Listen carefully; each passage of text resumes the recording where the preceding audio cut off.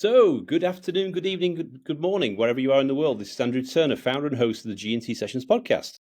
And one of the guests that I actually wanted to have on the show as one of the first 100 guests was a person that I met.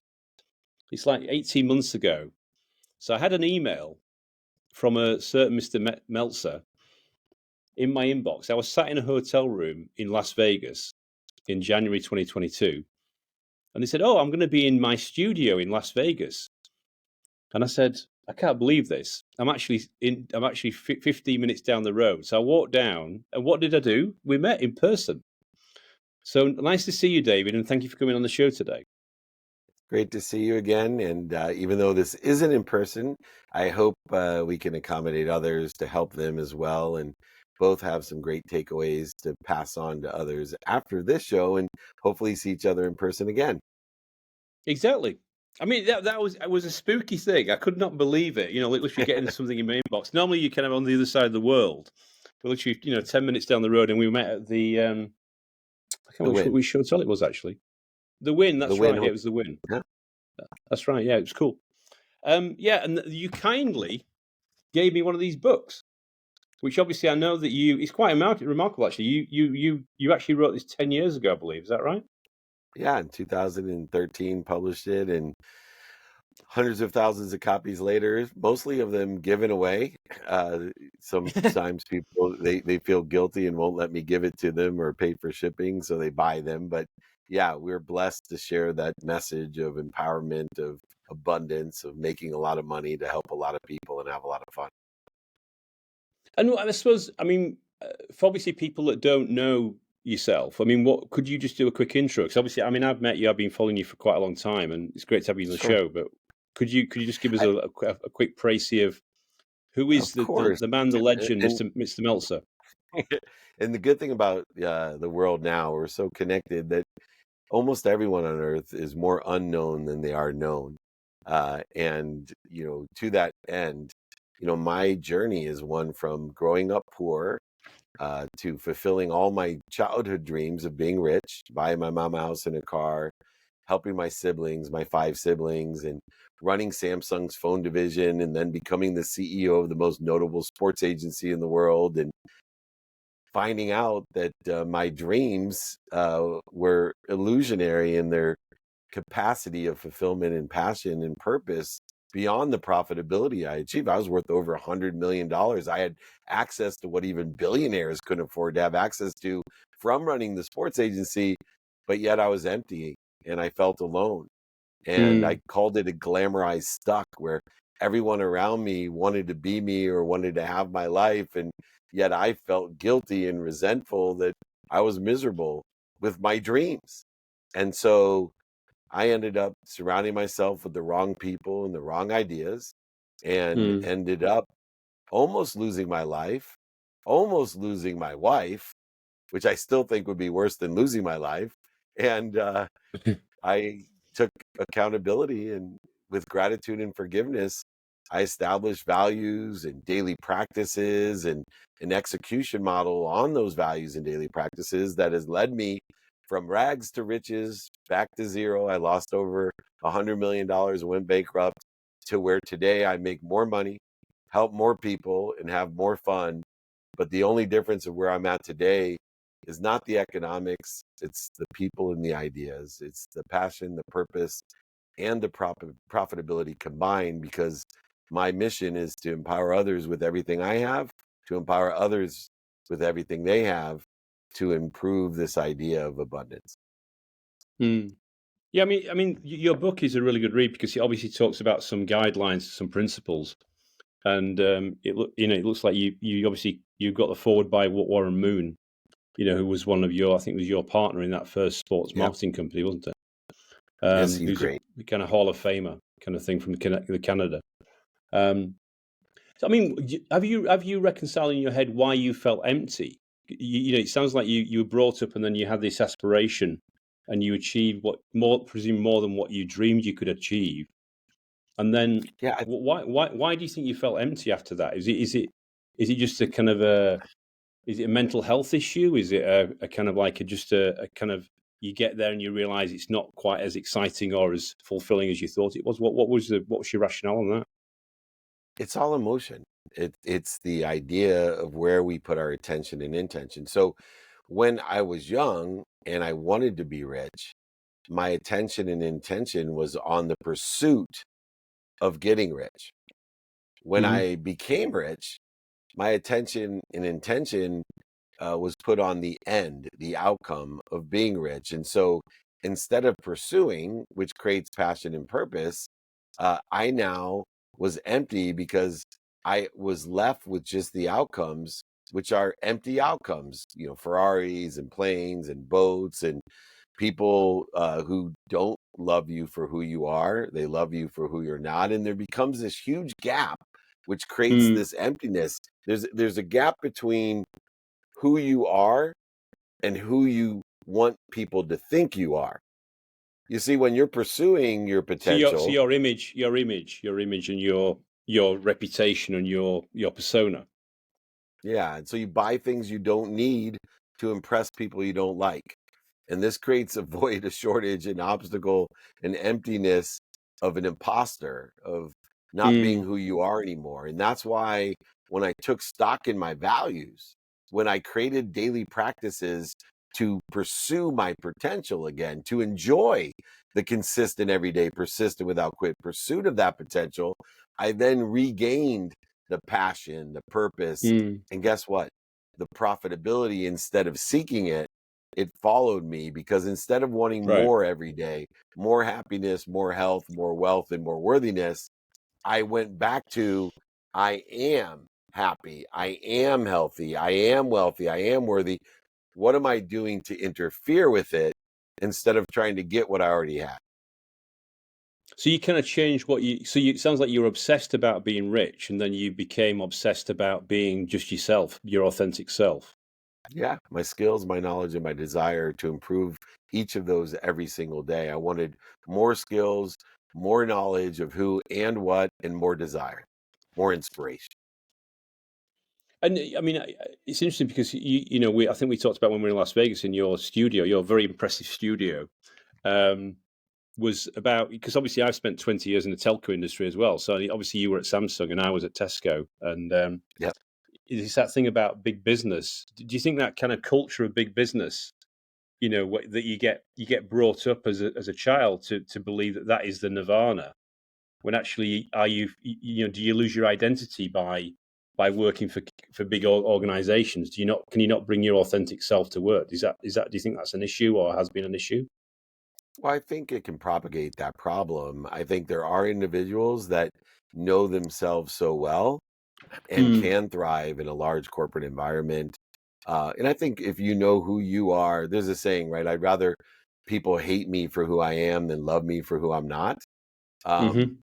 Obviously, in a bigger organization, you have to really utilize gratitude and forgiveness as skill sets in order to Mm. find the light, the love, and the lessons in the bureaucracy in a bigger picture. But you also have to have forgiveness of self, that we have to do things that we may not be able to find that light, love, and lesson. So I think it's possible, but it's not the easiest environment to be yourself. Obviously, things like entrepreneurship allow us Mm. to really hone into who we are, skills, knowledge, and desire wise. But there's a lot more risk. Yeah, yeah, yeah. I suppose that's the thing is it's the line, the classic Charlie Brown, I suppose, Linus blanket that you get taught by your parents to go into a corporate track or to go into an organization because they don't really. Probably your parents haven't got a maybe have been entrepreneurial, maybe not, and they can only advise you on what they've been through and try and help you along your journey. But then when you get that realization that maybe that's not the track that you end up down, then that's where I suppose you pivot. That classic thing about pivoting into something that actually gives you fulfillment. You know what's so funny about that is, at a higher level, the way that I explain it are, there's two types of people. There's Mm. ignorant people, people that don't know what they don't know. And then there's ignorant people that don't know what they don't know. And the two differences between ignorant people is, there's ignorant, humble people that will Hmm. tell you, hey, man, I don't know what I don't know. But but in my experience, from this experience, make your own choice. And then there's Hmm. the ignorant, arrogant people that are easy to decipher on the internet and social media that, pretend like they know what they don't know, and they may attack you and judge you with opinions based on fear and doubt. But the interesting thing, which you alluded to, that I found to be the most beneficial of this perspective of ignorant people, is the most dangerous ignorant, arrogant people aren't the ones that attack you for no reason, that are just hurting people, but it's Right. actually the opposite. You know what has been the biggest challenge for me is my mom, who loves me more than anyone else on earth, as Hmm. should be. She's the Hmm. most ignorant, arrogant person for me because she's more afraid for me than Mm. anything else. She's more afraid for me to fail, to take risks than she is for herself. She's more afraid for my life than she is for her own life. Therefore, Oh wow. the advice she gives me is based out of fear. So she's going to tell me doctor, lawyer, or failure. She's going to tell Oh, I me, don't see. buy that Yeah. house. Don't do Mm. this. And she's going to limit my self image because she's Right. afraid I'm going to get hurt.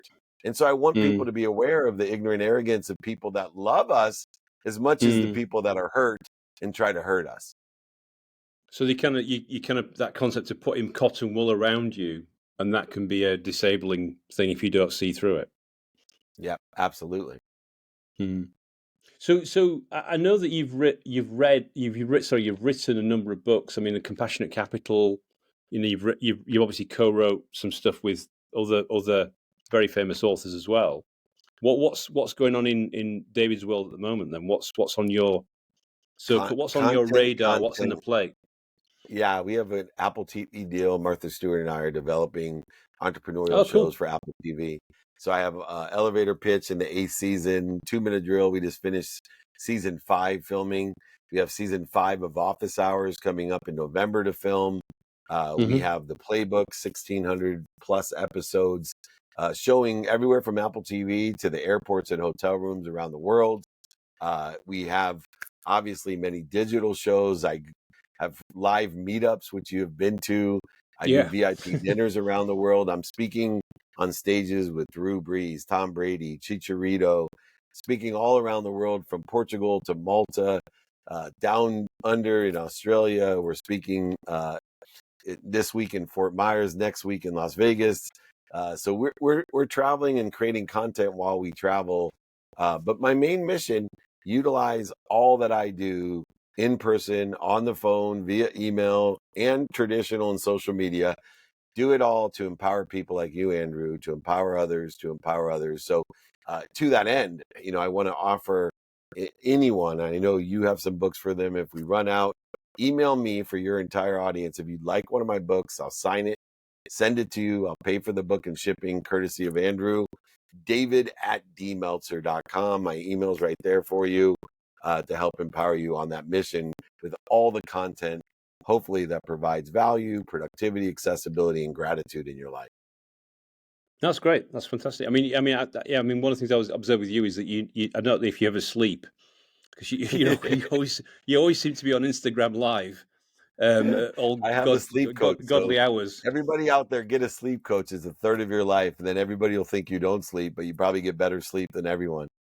Oh, so it sounds like you're also on the speaker circuit with Tom Brady. So Tom Brady's now a keynote speaker again now, is he? Or not Yeah. again, but So we'll be he down in started that Mexico City circuit. together. Chicharito and I, Austin Eckler, Drew Brees. We're picking the best of mindset, heart, set, and handset. Last week I spoke with Dr. Joe Dispenza.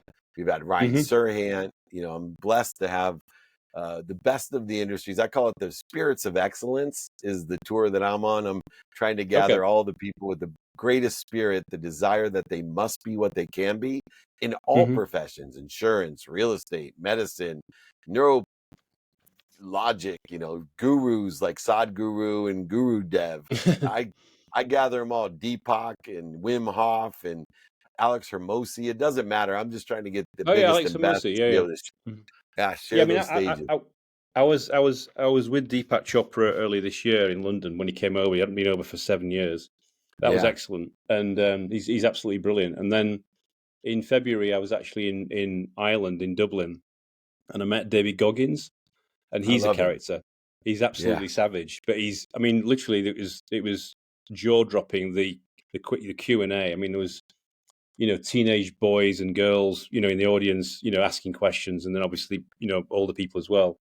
But yeah, he's a real character, and he's I think he's bringing out a third book. He's trying to catch you up with the books. With his, he said his next book's going to be even more savage.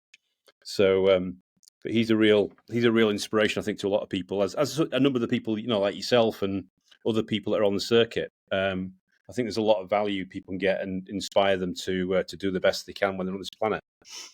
Yeah, I think Dave Goggins, my favorite thing is perspective of quitting, right? Like my favorite thing, Mm, everything he says just says, "Hey, when you've had enough, you're only 40% of the way there." I think everything he yes. says is aligned with, the only, there's no way you'll overachieve your own self-image, and we're so limited by our self-image. So when you've hit Mm, your self-image, think about 60% more and you're close mm, to what you can do. exactly. Well, I mean, I'm just going to congratulate you on finally to say, you know, I should call you Chef Meltzer. Because if you're on a cooking show or some kind of show with Martha Stewart, then there's obviously got to be some cooking involved. So congratulations on that new superpower that you've got. And just want to say thank you very much for coming on the show. It's been a short episode, a short snippet, but it's a pleasure to be with you again, and look forward to seeing you in person in the future. That was I'll David let the Meltzer, universe let the universe and coincide us. You'll get that email and be like, "What is Dave Meltzer doing in India while I'm in India?" But I will be there. The universe will bring us together. I promise. no problem. All right, well, lovely to see you again, and see you soon. Thanks very much, David. Thank you. Namaste. Namaste. Namaste was supposed to say earlier. That's Namaste. right. All right. I want to wait to make sure we fully uploaded. You know how